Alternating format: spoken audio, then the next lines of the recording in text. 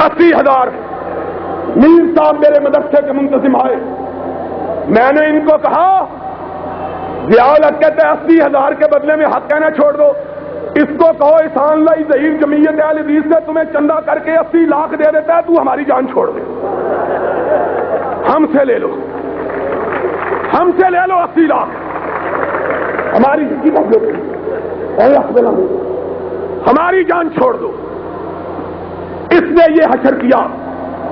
اپنے حواری ملا ایک مدرسے کو 3 لاکھ روپے دی.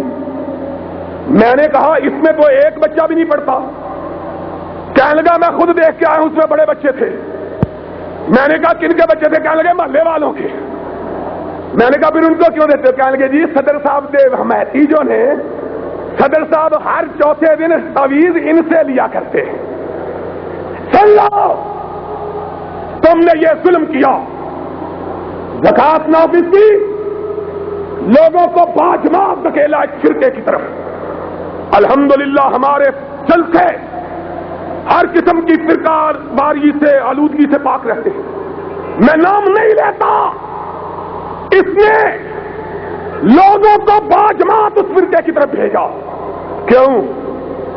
کہنے لگا وہ لکھ دو کہ میں یہ ہوں, تم زکات سے مستثنا ہو جاؤ. میں نے اسلام آباد میں تقریر کرتے ہوئے کہا, میں نے کہا ضیاء الحق قیامت کا دن ہوگا, اماں عائشہ کا ہاتھ ہوگا, تیرا گریبان ہوگا. اماں عائشہ کہے گی تو اپنے اقتدار کے لیے میرے بابا کو گالیاں دلواتا رہا ہے.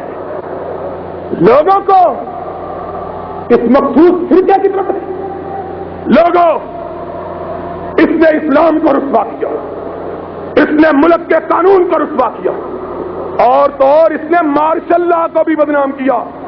اتنے نیک بخت ہیں جدھر ان کا قدم جاتا ہے بدنامی ہی بدنامی آتی ہے.